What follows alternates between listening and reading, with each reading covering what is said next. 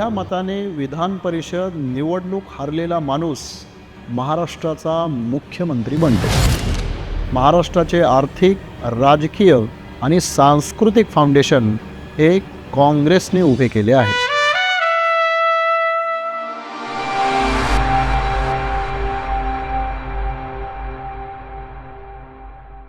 नमस्कार मित्रांनो, स्वातंत्र्य लढ्यापासून ते आतापर्यंत अनेक काँग्रेस नेत्यांनी महाराष्ट्राची निर्मिती आणि विकासात प्रचंड योगदान दिलेलं आहे. असाच एक हरहुन्नरी तरुण काँग्रेस पक्षामधून 29 वर्षाच्या वयात बाभळगाव गावचा सरपंच होतो.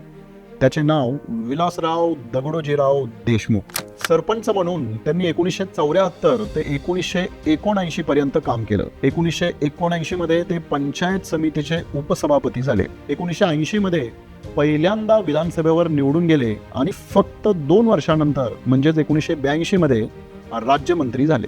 आमदारकीच्या पहिल्याच टर्म मध्ये मंत्रिपदही मिळालं.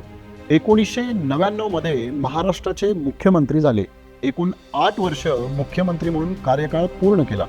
2009 मध्ये केंद्रीय मंत्री झाले व उद्योग आणि ग्रामीण विकास ही खाती देखील सांभाळली. विलासराव देशमुख यांना राजकारणातील राजहंस म्हटलं गेलं, कारण ते कितीही कामात असले तरी लोकांमध्ये राहणे, त्यांच्याशी संवाद साधणे हे कायमच त्यांना आवडायचं. लोकांकडून लोकांसाठी हे तत्व त्यांनी शेवटपर्यंत पाळलं होतं. 1993च्या किल्लारी भूकंपाने हजारो संसार उद्ध्वस्त झाले.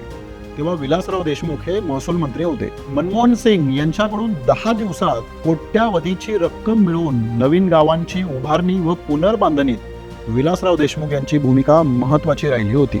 लातूरच्या विकासाचा इतिहास लिहायचा झाला तर त्यात विलासराव देशमुख हे नाव सदैव केंद्रस्थानी राहील. पाणी पुरवठा योजना, रस्त्याचं रुंदीकरण, सांडपाणी व्यवस्थापन, शहरी सुविधा यातूनच लातूरला आधुनिक शहर बनवण्याची पायाभरणी झाली. शिक्षणाला नवीन दिशा मिळाली आणि जन्म झाला संपूर्ण महाराष्ट्रात गाजलेल्या लातूर पॅटर्नचा. हजारो विद्यार्थ्यांचं भविष्य घडवणारं हे शहर महाराष्ट्राचं शैक्षणिक हब बनलं. हॉस्टेल, पुस्तक व्यवसाय, ट्रान्सपोर्ट यामुळे मोठ्या प्रमाणात रोजगाराच्या संधी उपलब्ध झाल्या. 2004 मध्ये लातूरसाठी सर्वात महत्त्वाचा प्रकल्प म्हणजे मांजरा धरण प्रकल्प मंजूर झाला. या प्रकल्पाची पाणी क्षमता 160 TMC आहे. यामुळे लातूर शहराचा पिण्याचा पाण्याचा प्रश्न सुटला. तसेच 1.5 लाख हेक्टर जमिनीला सिंचन सुविधा उपलब्ध झाली. मांजरा धरणातील पाणी रायगव्हाण प्रकल्पात आणण्यासाठी धरणजोड प्रकल्पाची मागणी केली गेली होती. रायगव्हाण फिडर कालव्यासाठी 56 कोटी रुपये निधी मंजूर केला. ही त्यांच्या राजा बोले आणि दल हले या कार्यशैलीचे उत्तम उदाहरण आहे. लातूरमध्ये शासकीय वैद्यकीय महाविद्यालय आणि सर्वोपचार रुग्णालय मंजूर करून आणले. लातूरमध्ये वैद्यकीय शिक्षण आणि उपचाराची सोय उपलब्ध झाल्यामुळे विद्यार्थी तयार होत आहेत आणि मोठ्या प्रमाणात रुग्णांना उपचार मिळू लागलेले आहेत. विलासराव देशमुख यांच्या मुख्यमंत्री पदाच्या काळात लातूर जिल्ह्यात औद्योगिक विकासाला मोठे प्रोत्साहन मिळाले. मोठ्या प्रमाणात रोजगार निर्मिती झाली आणि लातूर शहर औद्योगिक केंद्र म्हणून विकसित झाले. आज लातूर महाराष्ट्रातील महत्त्वाच्या औद्योगिक शहरांपैकी एक आहे. विलासरावांनी महाराष्ट्राच्या शिक्षण धोरणात लातूर जिल्ह्याला विशेष प्राधान्य दिले.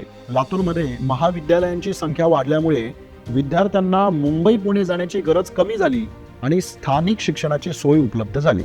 लाखो गरीब घरांना विद्युत जोडणी देऊन ग्रामीण भागातील वीज पुरवठा सुरळीत केला गेला. यामुळे ग्रामीण भागातील समृद्धी वाढली आणि शेतकऱ्यांना सिंचनासाठी पंप वापरण्यास मदत झाली. सहकार चळवळीमुळे साखर कारखाने, पतसंस्था, कृषी उद्योग वाढले आणि ग्रामीण अर्थव्यवस्था मजबूत झाली.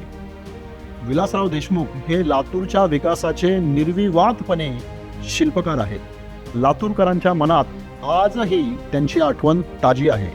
विलासराव देशमुख यांनी लातूरसाठी केलेली ही संपूर्ण विकास कामे भारतीय राष्ट्रीय काँग्रेसच्या मदतीने आणि पुढाकारातून झाली आहेत.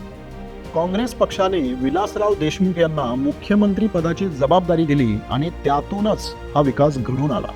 हाच विकासाचा पाया भक्कम करण्यासाठी, आधुनिक व प्रगत महाराष्ट्र घडवण्यासाठी महाराष्ट्रातील सर्व तरुण वर्गांचे काँग्रेसमध्ये स्वागत आहे. या दूरदर्शी नेतृत्वाला विनम्र अभिवादन. धन्यवाद. अनेकांनी प्रयत्न केले काँग्रेस संपवायचे, ते संपले, काँग्रेस नाही संपली.